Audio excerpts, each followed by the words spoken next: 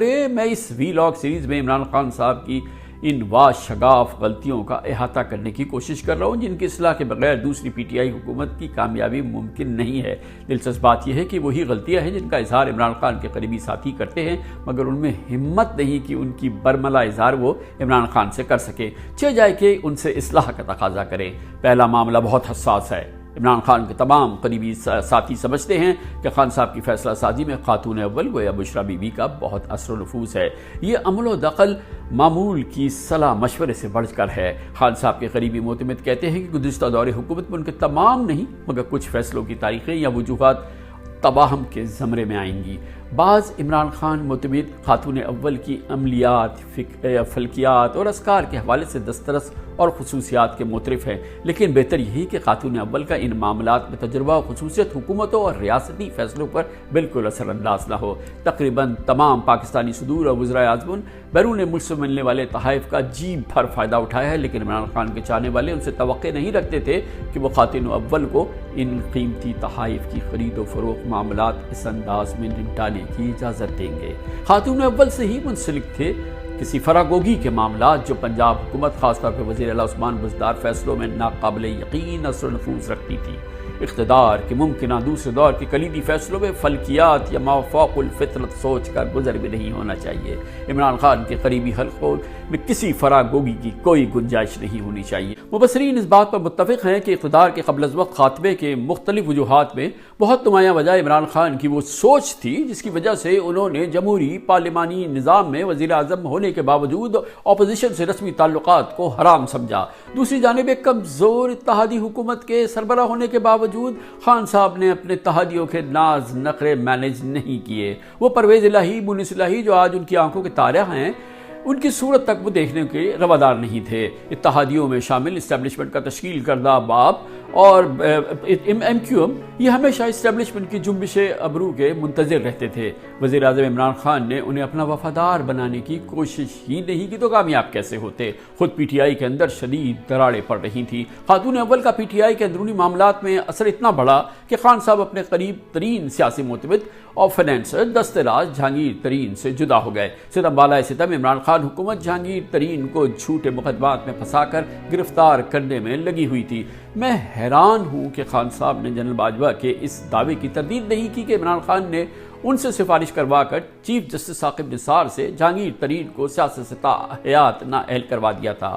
خود ٹھنڈے دل سے سوچیں، اگر عمران خان صاحب اپوزیشن کو حرام سمجھ رہے ہوں، کمزور اتحادی حکومت کے باوجود اتحادیوں سے رسمی سلام علیک بھی نہیں رکھیں، پارٹی کے اندر اپنے مضبوط ترین وفاداروں کو از خود گوا دیں تو اقتدار کن ٹانگوں پہ کھڑا رہے گا؟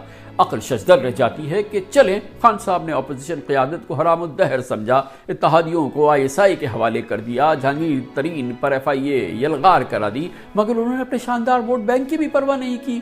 کراچی نے گزشتہ الیکشن میں پی ٹی آئی کو 14 M N As 22 M P As دیے تھے، اسی کراچی کو انہوں نے سسکتا چھوڑ دیا۔ 44 ماہ میں کراچی میں ایک رات بسر نہیں کی۔ عمران خان ہمدرد کی حیثیت سے میری کوشش جاری ہے کہ انہیں پہلے دور اقتدار کی بڑی کوتاہیاں یاد دلائیں۔ ان میں سر فہرست ان کی حکومت کے ابتدائی سالوں میں فوجی لیڈرشپ، بالخصوص جنرل باجوہ سے مثالی اور امریکہ سے ٹرمپ انتظامیہ دور کے اطمینان بخش تعلقات کو غارت کر دینا تھا۔ فوجی لیڈرشپ جس طرح پی ٹی آئی حکومت کے ساتھ دامے ورمے سکھنے کھڑی ہوئی، اس کی مثال کبھی نہیں ملتی۔ یہ ایک بہترین ہائبرڈ نظام قرار پایا جس میں بقول خان صاحب آئی ایس آئی حکومت کے سیاسی اہداف بھی پورے کرتی تھی۔ عمران خان کا جنرل باجوہ سے بے پناہ لگاؤ تھا، نہ صرف ایکسٹینشن دی بلکہ متعلقہ قوانین بدل کر سروسز چیفز کی ریٹائرمنٹ کی عمر 64 سال کر دی تاکہ جنرل باجوہ کی 2022 میں ریٹائرمنٹ کے وقت مزید اضافے کی گنجائش ہو۔ مگر فوجی لیڈرشپ کے ساتھ مثالی تعلقات کو عمران خان کے جنرل ناصر منیر کی آئی ایس آئی سربراہ کی حیثیت سے بے وقت ناجائز تبدیلی اور جنرل ندیم منجوم کی آئی ایس آئی سربراہ کی حیثیت سے طے شدہ تعیناتی کی مزاحمت نے تہس نہس کر دیا۔ ان بدترین فیصلوں کے اثرات آسانی سے زائل ہونے والے نہیں۔ اس ہائبرڈ نظام کا تحفظ عمران خان کی ذمہ داری اور ضرورت تھی، مگر وہ بری طرح ناکام ہوئے۔ جو ہونا تھا وہ ہو گیا۔ دوبارہ موقع ملتا ہے تو خان صاحب کو ان غلطیوں کو نہیں دہرانا، کیونکہ فوج ریاست کے وجود میں روح کی حیثیت رکھتی ہے۔ تجربات کی روشنی میں خان صاحب سیکھ گئے ہوں گے کہ کلیدی اندرونی بین الاقوامی امور میں فوجی اور سول لیڈرشپ کو کس طرح ایک پیج پر جمع کیا جاتا ہے۔ یہ تو عمران خان فوج تعلقات میں غلطیوں کا احوال تھا۔ عمران خان امریکہ تعلقات صدر ٹرمپ دور میں دورہ امریکہ کے بعد خوشگوار تصور کیے جاتے تھے، مگر بائیڈن انتظامیہ کے آنے کے بعد بالخصوص افغانستان کے امریکی افواج کے انخلا معاملات میں عمران خان کی امریکی حکومت سے دوری بڑھتی چلی گئی۔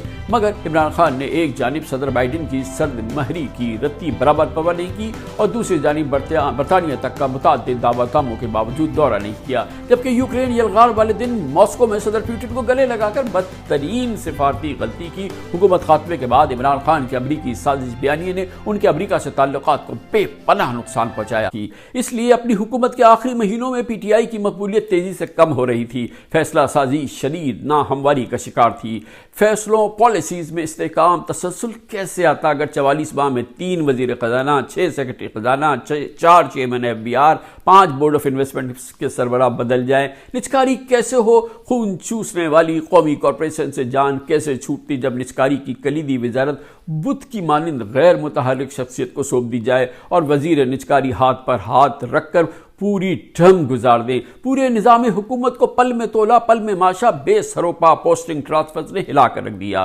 44 ماہ میں پنجاب میں 5 چیف سیکرٹریز، 6 آئی جیز پرنسپل سیکرٹری کی شکل میں اس پرائم منسٹر ہاؤس میں ڈیفیکٹو پرائم منسٹر ایک نااہل حکومت کی چلتی پھرتی تصویر تھی۔ یہی صورتحال پاکستانی معیشت کے اندھے کنویں انرجی سیکٹر کی رہی، جہاں معاونین خصوصی کی میوزیکل چیئر جاری تھی۔ اس پس منظر میں یہ کوئی عجوبہ نہیں کہ پاکستان کے انرجی سیکٹر کے گردشی قرضے عمران خان کے 44 ماہ میں 1200 سے بڑھ کے 2500 ارب تک پہنچ گئے۔ 44 ماہ میں ایک بھی ڈسکو کی حالت زار نہیں سدھری۔ پی آئی اے کراچی میں جہاز گرنے کے حادثے کے بعد وزیر ایویشن کے پائلٹس کے جعلی لائسنس کے حوالے سے الٹا بیان کے نتیجے میں دنیا کے دروازے پی آئی اے کے لیے بند ہو گئے اور عمران خان دور حکومت کے دوران بند ہی رہے۔